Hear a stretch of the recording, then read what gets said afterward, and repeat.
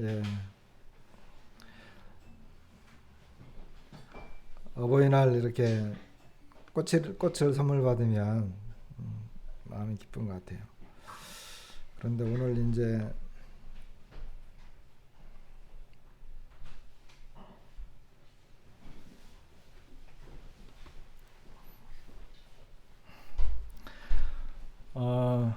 가정의 달입니다. 5월달, 그죠?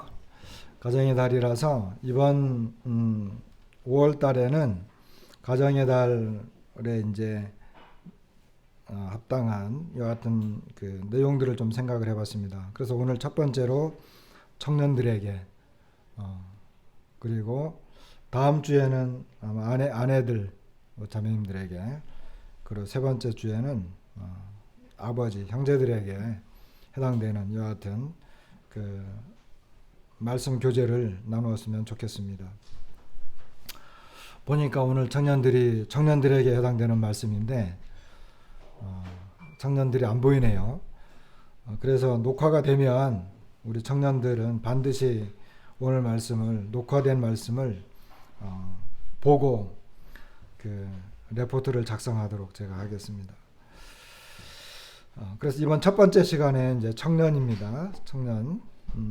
먼저 이제 말씀, 청년들에 대한 구체적인 이런 말씀을 그 생각하기 전에 이게 무슨 글자예요? 읽기 어렵죠? 이게 한국말이 아니기 때문에 어려울 겁니다. 여러분, 우리가 지난 금요일 날 우리가 기도 집회로 모여서 교제하면서 그런 이야기를 좀 했어요. 믿음이라고 하는 게 뭘까요? 믿음이라고 하는 것.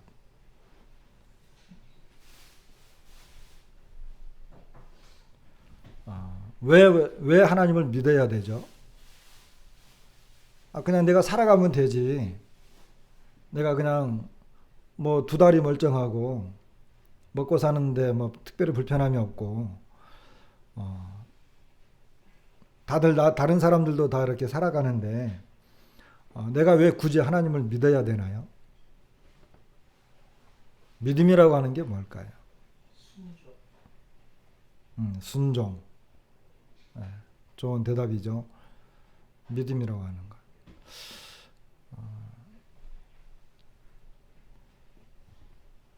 믿음이라고 하는 것은 보세요. 내가 하나님을 믿는다고 하는 거잖아요. 그러면 하나님을 믿는다라고 하는 것은 뭐예요?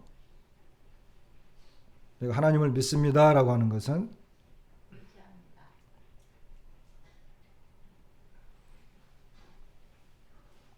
처음에 말씀드린 것처럼 그냥 내가 살아가도 되는데 뭐 특별히 부족한 게 없는데 내가 굳이 하나님을 믿어야 돼. 그럼 그 믿는다라고 하는 건 뭘까요? 왜 그분을 믿어야 될까요?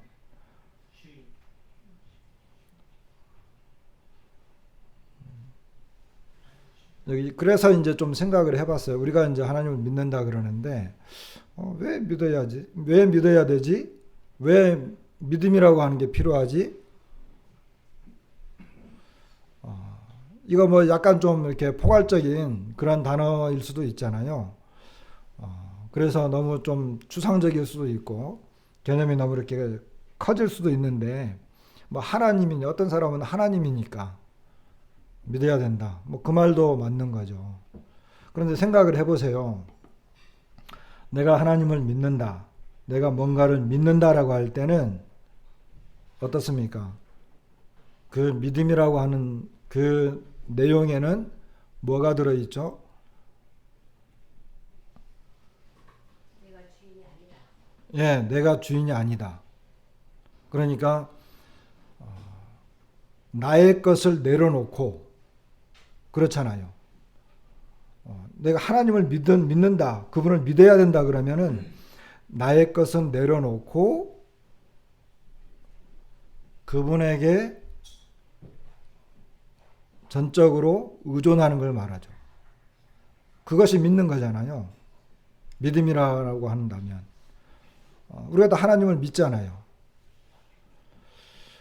그래서 믿음이라고 하는 것은 내가 살아가는 방법, 그리고 내가 살아가고 있는 이런 실제적인 모든 모습들, 뭐 내 생각일 수도 있고 내 삶이 될 수도 있는데, 이것이 내가 생각하고 내가 알아서 하는 이 모든 것들이 부족하다, 이것은 아니다, 그러기 때문에 하나님을 믿는 거죠. 믿음이라고 하는 게 그런 거잖아요. 그렇지 않으면 믿을 이유가 없는 거죠. 하나님 괜찮아요, 제가 알아서 할게요, 하나님 안 계셔도 제가 충분히 살아갈 수 있으니까 제가 판단했고 제가 결정했고 또 제 생각이 맞다고 생각하기 때문에 저는 이렇게 살아갑니다, 걱정하지 마세요, 이런 것이 있는가 하면 제 생각이 온전하지 못하고 또 제 결정이나 판단 이런 것들이 한계가 있고 하나님이 완벽하신 분이기 때문에 저는 하나님을 의지하겠습니다, 이런 것을 생각을 하는 거죠. 그게 믿음이잖아요. 그렇죠? 보통 우리가 이제 어떤 그 어려움을 겪었어요. 근데 나를 잘 아는 친구가 내가 어떤 어려움을 겪고 있는 걸 알기 때문에 와가지고, 야, 소식 들었는데 알아보니까 내가 도와줄 수 있겠더라, 그러는 거예요. 그러니까는 뭐라고 말할 수 있어요? 그럴 때, 야, 그래? 나 너만 믿을게. 보통 이런 말 많이 하죠. 너만 믿을게. 정말 해결할 수 있지. 너만 믿을게. 걱정하지 마. 내가 알아봤는데 내가 해결해 줄 수 있어. 그럴 때 너만 믿을게 이렇게 보통 말하잖아요. 이제 그런 것입니다. 그러니까 나는 이미 한계를 느꼈고 나는 더 이상 나의 어떤 방법과 생각대로 살아가는 것이 안 된다라고 하는 것을 인식했을 때 나보다 더 능력이 크거나 또는 나보다 더 나의 문제를 해결해 줄 수 있는 그런 분을 의지하는 거죠. 이게 믿음이잖아요. 근데 우리가 다 믿음으로 살아간다고 하잖아요. 믿음으로. 믿음 생활을 하고 있잖아요. 그러면 우리는 특별히 이제 예수님을 믿죠. 예수님을 믿어요. 예수님이 또 하나님이신 것을 또 믿어요. 그러니까 예수님을 믿는다라고 하는 건 뭐냐는 거예요. 예수님을 믿는다라고 하는 것. 하나님을 믿는다라고 하는 것. 진짜 믿음의 시작은 어디일까요? 내가 예수님을 믿기로 했어라고 하는 것은 언제부터일까요? 나 이제 하나님 믿기로 했어. 보통 이렇게 결단을 하잖아요. 믿음이라고 하는 것은 보통 우리가 뭐 그 표현을 할 때 지정의의 인격이 연합으로 결정되었을 때 믿음이 비로소 완성된다고 하잖아요. 자, 하나님에 대해서, 예수님에 대해서, 복음에 대해서 알았어요. 그리고 그거에 대한 어떤 내 감정이 일어났어요. 감동을 받은 거죠. 그 다음 의지. 그래서 이제 결단을 한 거예요. 나 하나님 믿기로 했습니다. 나는 예수님 이제 믿기로 했습니다. 보통 이렇게 이제 결정을 하잖아요. 그런데 진짜 이 믿음의 시작. 여러분 언제 믿음을 가졌어요? 믿음의 시작은 어디일까요? 보통 우리가 나는 믿었습니다 할 때 처음부터 믿은 게 아니고 믿기로 했습니다라고 했을 때 언제냐는 거죠. 여러분 그게 어디냐면 바로 십자가입니다. 십자가. 특별히 우리 그리스도인들에게 믿음의 시작은 십자가입니다. 절대적으로 십자가입니다. 그럼 십자가가 뭐냐는 거죠. 십자가. 예수님께서 인류의 죄를 담당하시고 십자가에서 죽었습니다. 그거 모르는 사람이 어디 있어요? 그렇죠. 그건 뭐 웬만하면 지구상에 다 알아요. 그 내용을. 웬만한 사람들은. 그러면 십자가가 나의 믿음의 시작이에요. 그럼 그 십자가가 왜 나의 믿음이 시작이 되느냐는 거예요. 나의 믿음의 시작, 십자가다.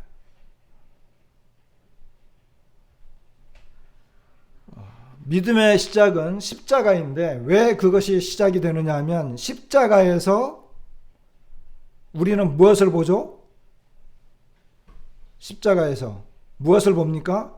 십자가 하면 뭐예요? 곧 생각나는 것이 죽음이에요. 죽음. 그렇잖아요. 십자가는 죽음이잖아요. 부활은 생명이죠. 그러니까 십자가는 죽음이에요. 다시 말해서 십자가를 바라봤을 때 거기에서 누가 죽은 거예요? 내가 죽은 거예요. 내가 죽었다라고 하는 건 뭘까? 너무 추상적인가요? 십자가를 바라봤을 때 내가 죽은 거예요. 죄성을 가졌고 이 세상에서 내가 하고 싶은 대로 다 살았고 내가 전부인 줄 알았는데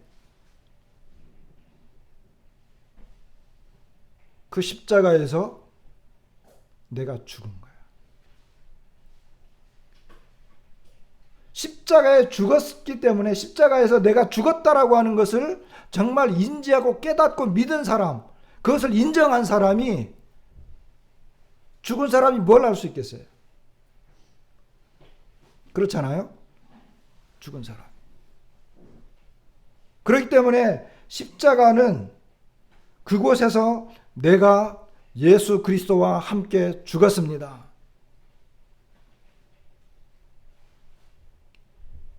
나의 가치관과 생각, 의지, 뜻, 나의 계획,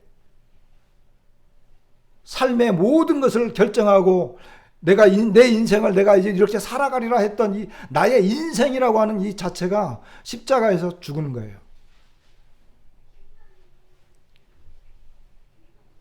그래서 그 십자가를 봤을 때 내가 정말 죽었구나. 나는 없구나.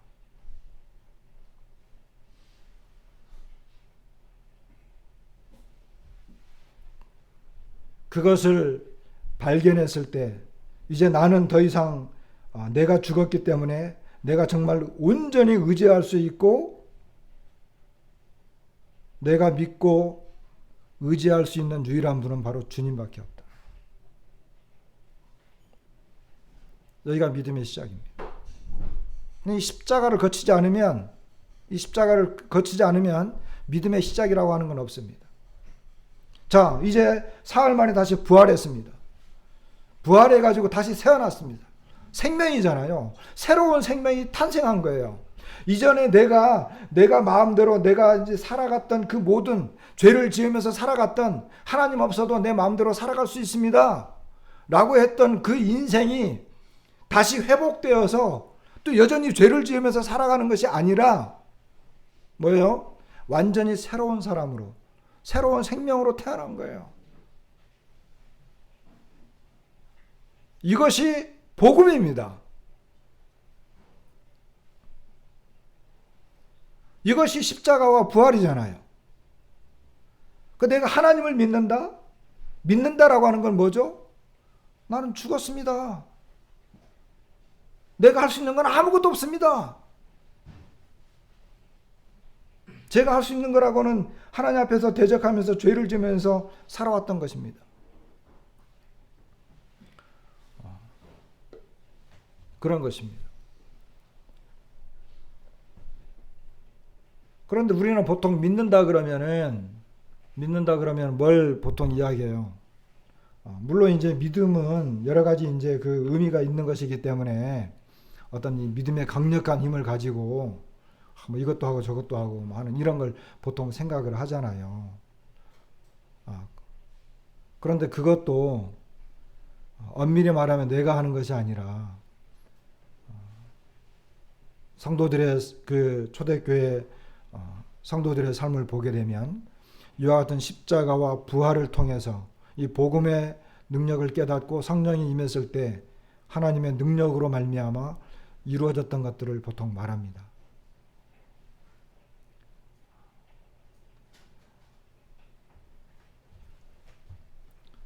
그래서 많은 경우에 믿는다, 우리가 보통 믿는다 그러는데 이 믿음을 이야기하면서 사람들은 이 십자가와 부활의 내용을 통한 이와 같은 믿음이 아니라 그냥 자기에게 유리한, 자기에게 이득이 되는, 내가 예수님 믿었으니까 이제 천국 가게 됐습니다. 내가 이제 하나님을 믿었기 때문에 하나님께서 나의 모든 요구를 응답해 주시는 분입니다. 내가 하나님을 믿기 때문에 이제 하나님은 나를 보호하시고 인도하고 나의 기도를 들어주시는 분이고,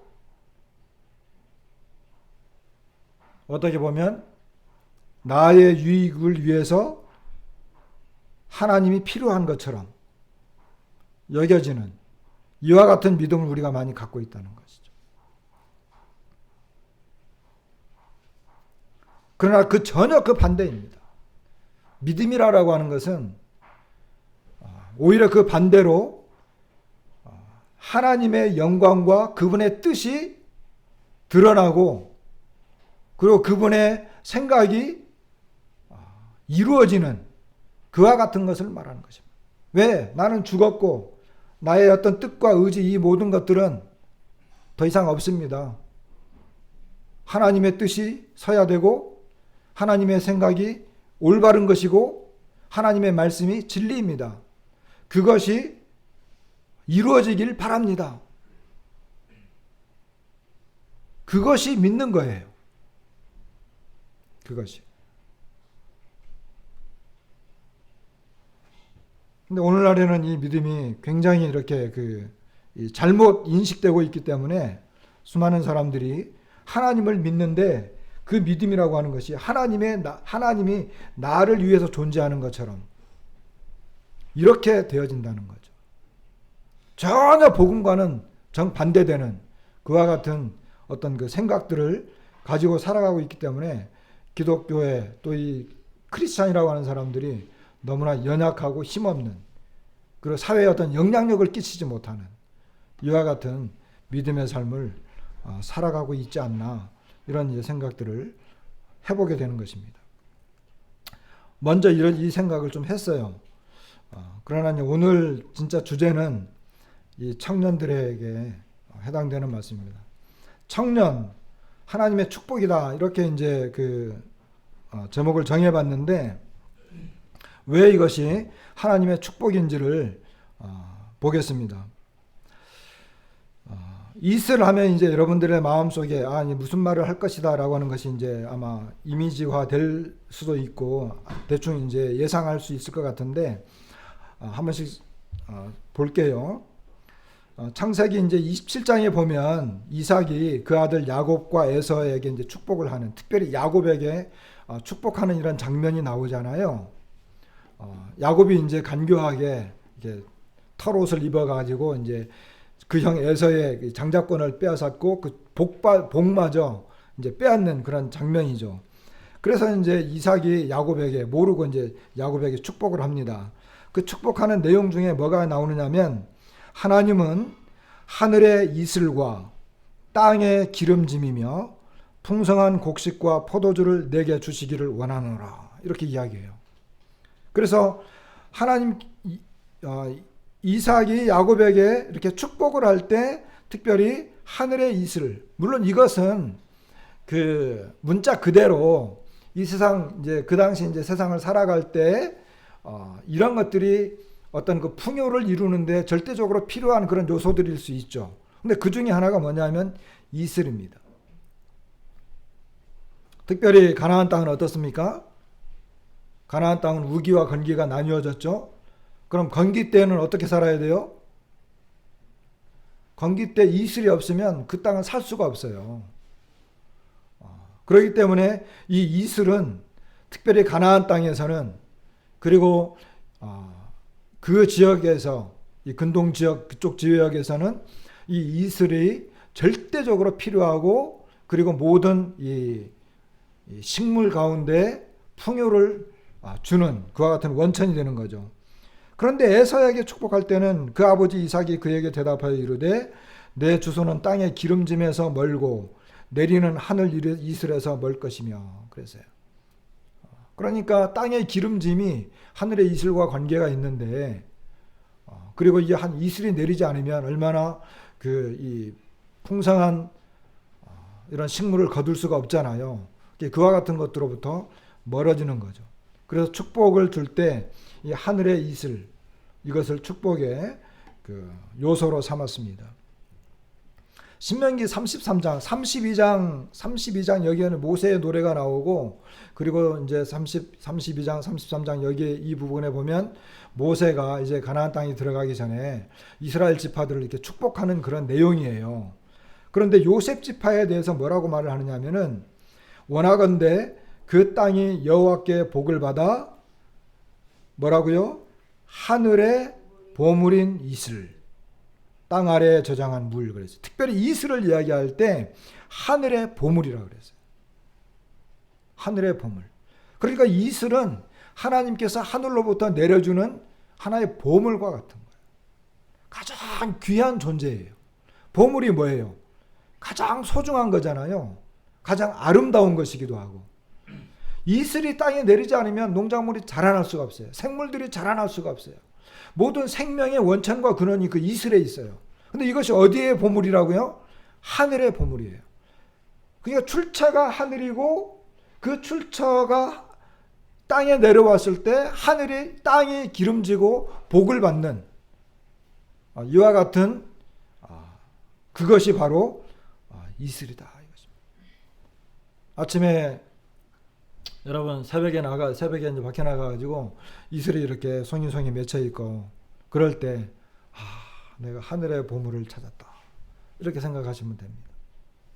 여러분 이슬이 내리지 않으면 우리가 살아가고 있는 땅이요 견딜 수가 없어요. 이제 비가 지금 많이 왔잖아요. 이른 비, 특별히 가나안 지역은 이제 이른 비와 늦은 비가 있어요. 그래 겨울에 내리는 비를 이른 비라 그러고 봄에 내리는 비를 이제 늦은 비라 그러는데 이 늦은 그 비가 적절한 때에 오지 않으면 굉장히 고통을 받죠. 가뭄이 일어나면 또 게다가 이제 가나안 땅은 또 천수답이잖아요. 그래서 이제 비가 내려서 적당한 때에 적당한 그 양의 비가 와야만 됩니다. 안 그러면 살 수가 없어요. 그런데 이슬마저 없어봐요. 그렇기 때문에 이 이슬은 하늘의 보물이다. 이렇게 이제 설명을 했습니다. 그래 이슬이 없는 것은 곧 저주예요. 그래서 여기 그 사무엘 하 1장에는 그 길보아 산에서 사울 왕과 그 이제 아들들이 다 죽잖아요. 그 소식을 다윗이 들었어요. 그걸 보면서 슬피 울면서 뭐라고 이제 이야기하느냐면 길보아 산들아 너희 위에 이슬과 비가 내리지 아니하며 재물 낼 밭도 없을지어다. 이렇게 이제 이야기합니다. 그러니까 너희 위에 이슬과 비가 내리지 아니하며 이건 저주예요. 다시 말하면 바짝 말라 죽으라는 거예요. 더 이상 하늘의 축복도 없고 더 이상 생명을 유지해 나갈 수 있는 모든 근거가 다 빼앗겨져 버려라. 이와 같은 거예요. 그런데 스가랴서 8장 12절에는 또 이런 말씀이 있습니다. 곧 평강의 씨앗을 얻을 것이라 포도나무가 열매를 맺으며 땅이 산물을 내며 하늘은 이슬을 내리리니 내가 이 남은 백성으로 이 모든 것을 누리게 하리라. 이 말씀은 이제 이스라엘 백성들이 고토로 돌아와서 그들이 하나님 앞에서 완전히 회복되는 이와 같은 내용을 언급할 때 이 말씀을 이제 하시거든요. 그런데 여기 보니까 땅이 산물을 내고 하늘은 이슬을 내린다. 그래서 그 땅에 열매들이 맺히고 곡식들이 자라나고 이스라엘 백성들이 거기서 풍요로운 삶을 이제 회복하는 이스라엘의 온전한 회복을 이야기할 때 축복의 내용을 이야기하는데 그때 들어가는 것이 바로 이 하늘의 이슬입니다. 하늘의 이슬. 그래서 시편에 드디어 이 말씀을 하십니다. 시편 110편 3절 잘하는 내용이죠. 주의 권능의 날에 주의 백성이 거룩한 옷을 입고 즐거이 헌신하니 새벽 이슬 같은 주의 청년들이 죽게 나오는도다. 메시아 시편이죠. 시편 100편, 뭐 100일 쭉쭉쭉 해서 110편 다 메시아 시편인데, 여기에 보게 되면 이 메시아께서 이 땅에 오셔서 완전한 이 메시아의 그 나라를 형성하고 이 회복과 축복이 이루어질 때에 여기 특별히 그 즐거이 헌신하는 백성들 그리고 청년들이 그때 주님 앞에 나오는데, 바로 이 청년들을 새벽 이슬과 같다. 그래서 신명기 33장에 있는 말씀과 연결시켜 보면은 이 새벽 이슬과 같은 주의 청년들은요, 하늘의 보물들이에요. 그래서 어느 나라, 어느 지역, 어떤 장소든지 청년들이 많은 곳, 청년들이 하나님 앞에 열심히 헌신하고, 그리고 그 지역사회에서 헌신적으로 봉사하고 힘을 내서 많은 청년들이 활동하고 있는 그곳은 하나님의 축복이 있는 곳입니다. 하늘의 보물들이 그곳에 있는 곳입니다.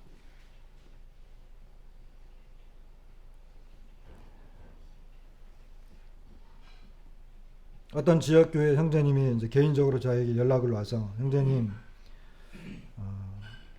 가령골 교회를 위해서 저희가 이제 기도하기로 했는데 기도 제목이 있으면 좀 말씀해 주십시오. 이런 개인적인 연락이 왔어요. 그래서 이제 제가 고민을 좀 했죠. 그러다가 이제 제가 답글을 보냈는데, 우리 교회에서 이제 기도를 많이 하고 있고, 또 금요일 날 기도 제목들을 정해서 기도를 하고 있는데, 많은 기도 제목 내용들이 있지만 그런 것보다는 제가 특별히 하나만 말씀을 드리겠습니다. 우리 교회는 여기 와서 이제 이루어진 지 얼마 되지 않았기 때문에, 그리고 앞으로 그 교회의 미래를 위해서, 교회 청년들을 위해서 기도해 주십시오. 주일학교라고 해봐야 성도의 자녀인 2명밖에 없습니다. 청년들은 외부에서 온 청년 2명, 그리고 우리 자체적으로 있는 청년 한 2명이 있습니다. 우리 교회의 미래는 이 청년들에게 달려 있습니다. 그래서 청년들을 위해서 기도해 주시기 바랍니다. 다른 기도 제목들은 제가 이야기하지 않았어요. 청년들을 위해서만 기도해 주십시오. 청년들이 부흥될 수 있도록, 그리고 주일학교 학생회 이것이 부흥될 수 있도록 기도해 주시고, 미래를 위해서 청년들 중에 일꾼들이 일어날 수 있도록 기도해 주시기 바랍니다. 이렇게 이제 이야기를 했어요.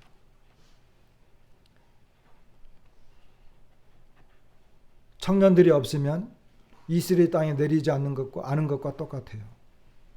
소망이 없습니다. 생명이 없습니다. 앞으로 가능성이 없습니다.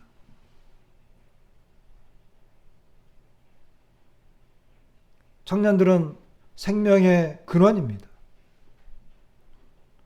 청년들은 힘의 근원이기도 합니다.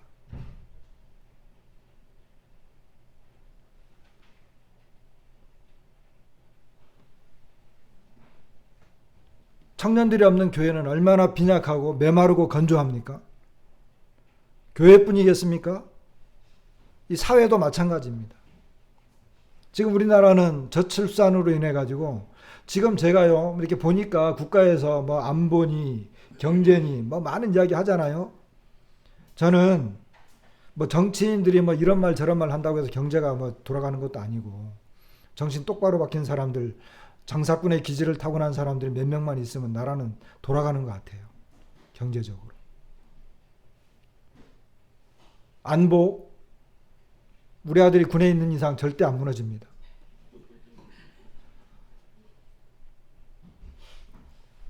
그런데 무너지는 게 있어요. 그건 다 외부적인 것들이잖아요. 무너지는 게 있어요. 뭡니까? 사람이 없다는 거. 사람이 없어져 간다는 거. 이 사람이 없어져 가는 건 어떻게 막을 수가 없어요. 엊그저께 뉴스에 보니까 강원도 어느 지역에 한 부대가 없어졌대요. 몇십 년 된 그 전통이 있는 부대가 없어졌대요. 왜 없어졌나 봤더니 군인들이 더 안 생기는 거예요. 이제 군인 수가 부족해 가는 거예요. 그러니까 부대가 이제 없어지는 거예요. 자, 나라를 지킬 청년들이 없어져 가니까 군인 수가 부족해서 부대가 없어졌어요. 이제 점점 더 그러겠죠. 사회는 어떻습니까? 학교는 어떻습니까? 아이들이 없어져 가니까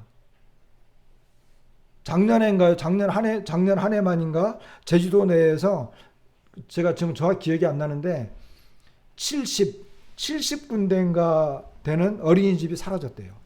문을 닫은 거예요. 어린이집이. 다행히 제가 다니는 데는 문을 안 닫았어요.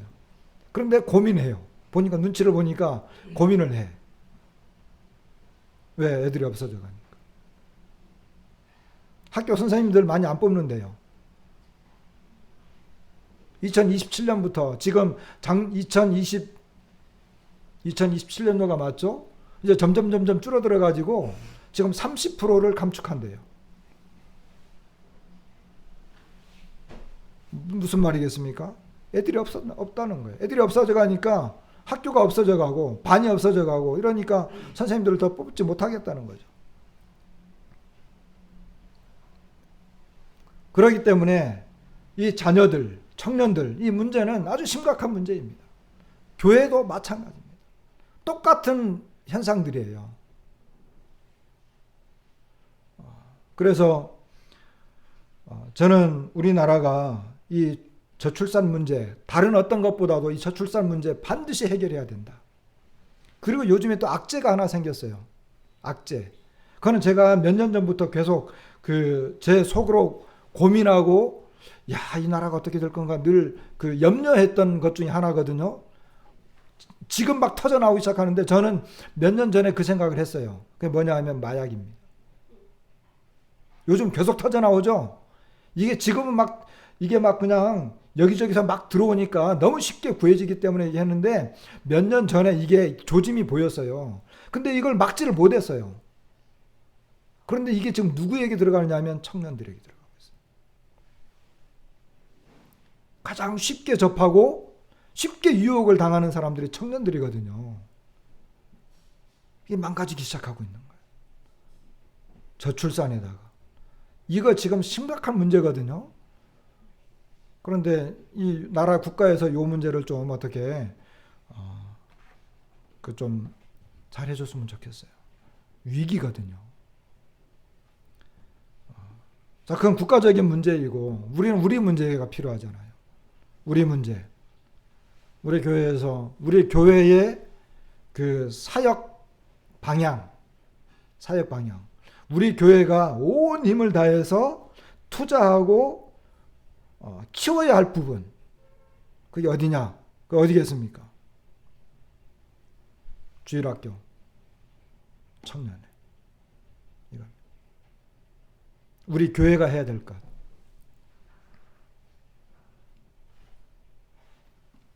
만약에 여기서 우리가 실패하면 소망이 없어요. 정말 소망이 없어요. 이 생명이 끊긴 거예요. 그래서 저는 우리 교회 형제 자매님들에게, 그리고 우리 가령골 교회가 앞으로 추진해 나가야 할 사역의 방향은 청년들이다라고 하는 것입니다. 청년들. 교회에 국가가 어렵고 또 사회도 어렵고 여러 교회마다 아우성치고 있는데 우리는 이 부분에 있어서 우리는 살아남아야 된다.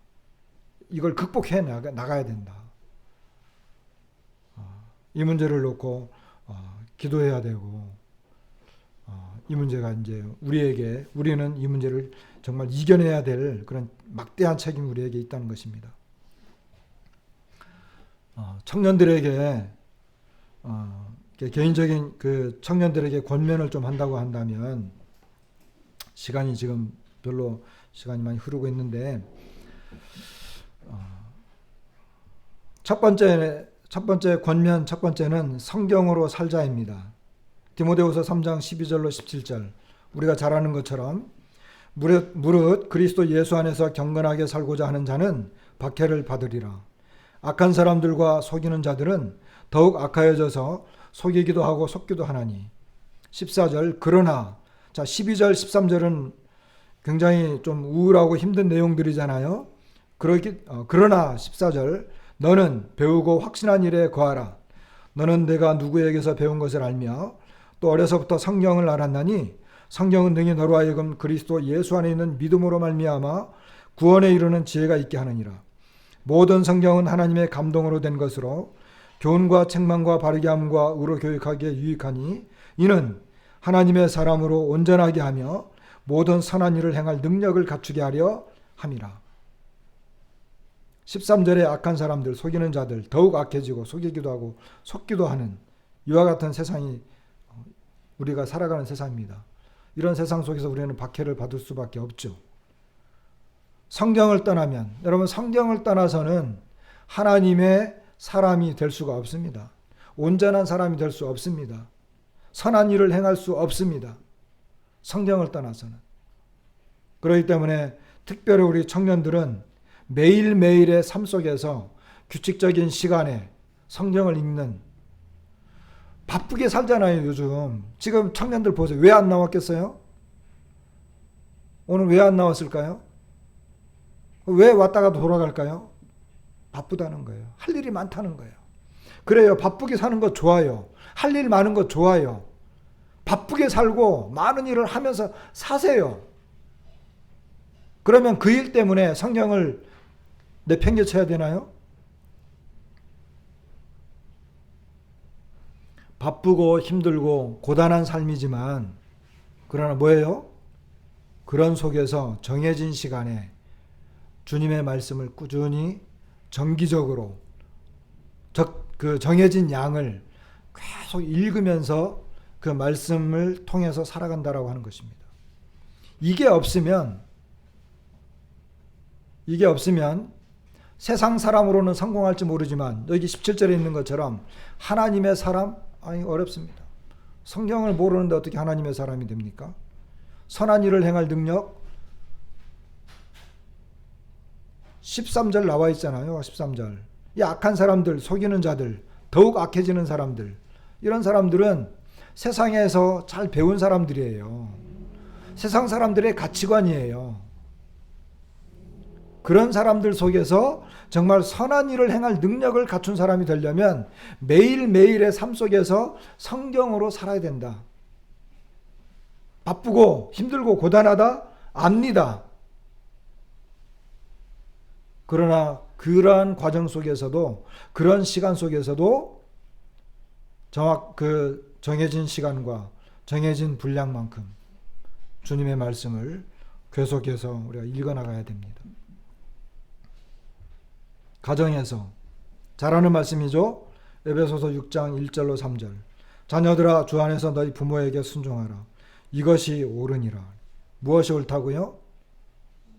옳다는 거예요. 이게 옳다는 거예요. 근데 요즘 자녀들 너무 똑똑하고 라떼 이야기 하지 말라고, 그리고 꼰대 같은 생각하지 말라 그러고, 시대가 바뀌었다고 보통 이야기하죠. 내 아버지와 어머니를 공경하라. 이것은 약속이 있는 첫 계명이니 이로써 내가 잘되고 땅에서 장수하리라. 잘되고 싶으십니까? 자녀들이 잘되고 싶으세요? 그러면 아버지와 어머니를 공경해야 됩니다. 이것이 약속이 있는 첫 계명이기 때문에 그렇습니다. 특별히 그리스도인들에게는 이것이 절대적으로 중요합니다. 그리스도인 자녀들이 집안에서 부모를 순종하지 못하고 공경하지 못해. 그러면 그 가정은 굉장히 위태위태합니다. 제가 결혼해가지고 쭉 살면서 자녀를 낳고 결혼을 했잖아요. 아내하고 살고 그리고 자녀를 낳았어요. 그런데 쭉 살면서 어떤 생각이 요즘 들었느냐 하면 하나님께서 왜 그렇게 불순종이라고 하는 것을 미워했을까? 하나님은 왜 그렇게 불순종을 미워했을까 하는 걸 배워요. 그러면서 저 자신이 내가 얼마나 하나님 앞에 불순종을 많이 했나 이런 생각도 들어요. 아내와 자녀들을 보면서 그런 걸 배운 거예요. 그리고 저 자신을 또 배우는 거예요. 하나님께서 왜 그렇게 불순종을 그렇게 미워했을까? 그리고 우리를 구원하시기 위해서 오신 우리 주님은 왜 그렇게 순종하셨을까? 왜 우리 하나님은 그 주님을 가장 높게 해주셨을까? 그게 바로 순종과 불순종의 관계입니다. 교회에서 골로새서 4장 17절에 보면 아키뽀에게 이르기를 주 안에서 받은 직분을 삼가 이루라고 하라. 이 아키뽀는 아마 빌레몬의 아들로 보입니다. 그런데 이 아키뽀는 분명히 어떤 은사가 있었고 일꾼이었습니다. 근데 지금 교회에서 보니까 별로 이렇게 합당한 삶을 살지 않고 있어요. 그래서 특별히 사도 바울이 빌레몬에게도 편지를 보내고 골로새 교회에도 편지를 보내면서 아키뽀에게는 주 안에서 받은 직분을 삼가 이루라 이렇게 권면을 합니다. 하나님께서 우리에게 주신 직분들이 다 있어요. 특별히 청년들에게 분명히 있습니다. 교회는 섬김의 장소입니다. 다시 말하면 하나님께서 나에게 주신 그 직분을 가지고 섬기는 것입니다. 그런데 교회에 오면 성도들이 할 일이 없어요. 뭘 어떻게 해야 될지를 몰라. 그리고 뭘 해야 될지도 모르고 그리고 하지도 안 해.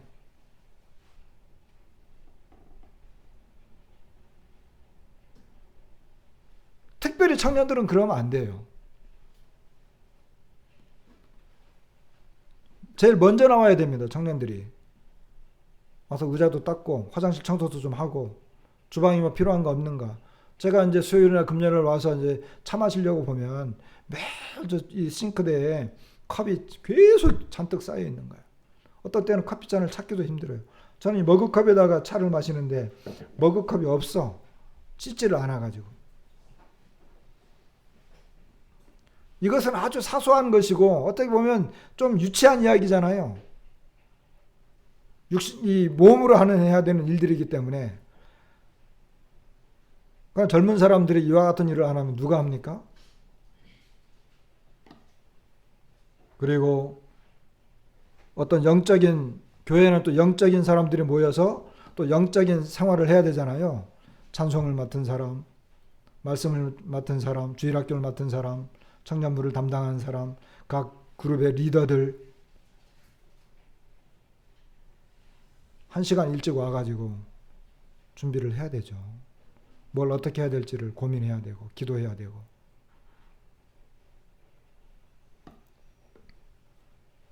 그래서 교회에서는 내가 영적으로 육적으로 내가 섬겨야 된다.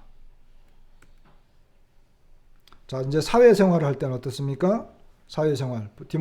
여전히 디모데후서 1장에 보니까 7절부터 보면 하나님이 우리에게 주신 것은 두려워하는 마음이 아니요 오직 능력과 사랑과 절제하는 마음이니 그러므로 너는 내가 우리 주를 증언함과 또는 주를 위하여 갇힌 자 된 나를 부끄러워하지 말고 오직 하나님의 능력을 따라 복음과 함께 고난을 받으라. 하나님이 우리를 구원하사 거룩하신 소명으로 부르심은 우리의 행위대로 하심이 아니요 오직 자기의 뜻과 영원 전부터 그리스도 예수 안에서 우리에게 주신 은혜대로 하심이라. 이제는 우리 구주 그리스도 예수의 나타나심으로 말미암아 나타났으니 그는 사망을 패하시고 복음으로써 생명과 썩지 아니할 것을 드러내신지라.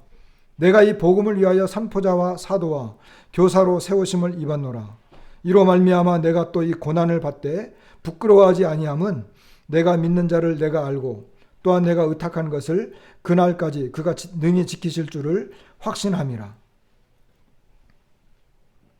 사도 바울은 하나님이 우리에게 주신 이 능력과 사랑과 절제하는 마음을 이야기합니다. 그러면서 부끄러워하지 말고 복음과 함께 고난을 받을 것을 권면하고 있습니다. 그러면서 9절부터 보게 되면 하나님께서 우리를 구원하셨는데 이 구원은 거룩하신 소명입니다. 우리의 행위대로 하는 것이 아니고 하나님께서 자기의 뜻과 영원전부터 그리스도 예수 안에서 우리에게 은혜로 주신 것이라고 합니다. 그것이 10절에 이제 나타났습니다.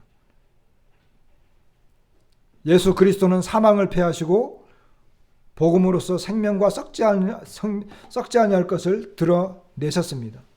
그렇기 때문에 사도 바울은 이 복음을 위해서 사도와 교사로, 선포자로 세움을 입었다. 그리고 그것으로 고난을 받았다. 그리고 부끄러워하지 않았다. 이런 이야기를 하는 것입니다. 저와 여러분들이 하나님으로부터 거룩한 소명을 받았습니다. 사도 바울만 그런 게 아니에요. 지금 9절은 지금 사도 바울이 디모데한테 이야기하는 거예요. 하나님께서 우리를 거룩하신 소명으로 부르신 것은 이미 영원 전에 예수 그리스도 안에서 계획되었다는 거예요. 근데 그것이 예수 그리스도께서 오셔서 뭐라고요? 사망을 패하고 복음으로써 생명과 썩지 아니할 것을 드러내셨어요. 얼마나 놀라운 거예요. 사도 바울은 사도로 부름을 받았지만 우리도 여전히 거룩하신 소명으로 부름을 받은 사람들이에요. 하나님께서 영원전부터 그리스도 예수 안에서 우리를 부르신 거예요. 이건 거룩한 소명이죠. 그런데 내가 부름을 받았는데 이 복음의 가치를 잘 모르니까 부끄러워하는 거예요.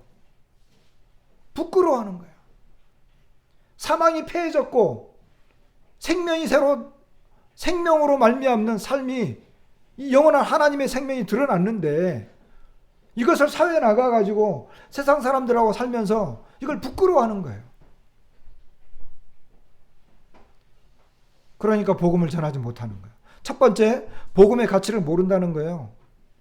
그리고 자신이 영원전부터 하나님의 뜻 가운데서 거룩한 부름을 받은 자라고 하는 것을 인지를 못하는 거예요. 그러니까 세상 사람들 앞에 가서 나보다 더 배운 사람한테 가면은 굽신거려하고, 나보다 돈 많은 사람한테 가면 굽신거려야 되고, 나보다 지위가 높으면은 또 그냥 기죽어야 되고, 세상에 나가면 젊은 사람들이 사회생활 얼마 안 했기 때문에 주변에 다 그냥 뭐 많잖아요. 이런 그 어떤 힘 있는 사람들이.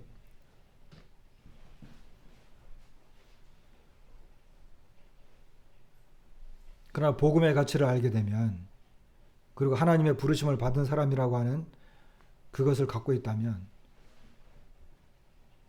그 속에서 고난을 받겠죠. 그럴 때 부끄러워하지 말라는 거예요. 왜? 복음의 가치가 있고 하나님 나를 부르셨기 때문에. 고난을 받습니다. 힘들어하지 말라는 거예요. 힘들지만 부끄러워하지 말고 또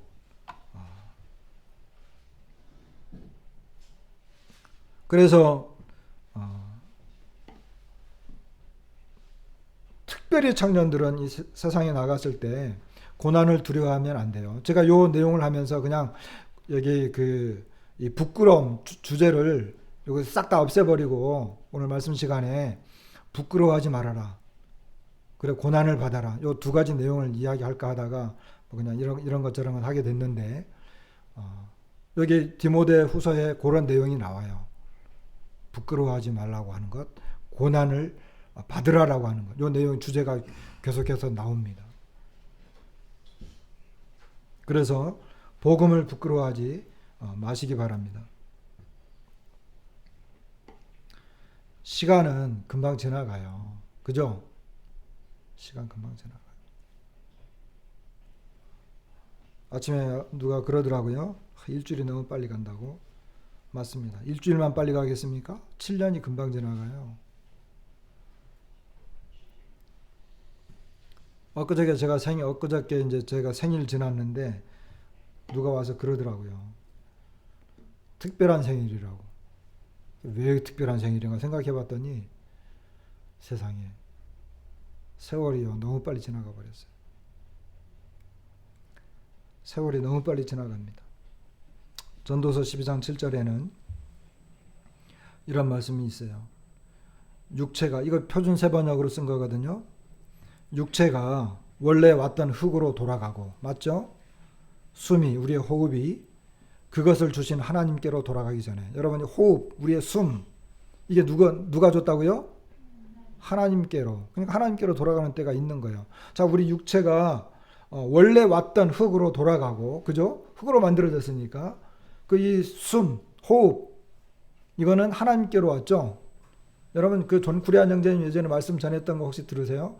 존 쿠리안 형제님이 어떤 의사 형제님하고 이렇게 이야기하면서 그 의사분이 그러더라는 거예요. 이 심장이요 하나님의 음성을 듣는데요. 우리가 갖고 있는 이 심장이, 그 의사가 한 말이에요.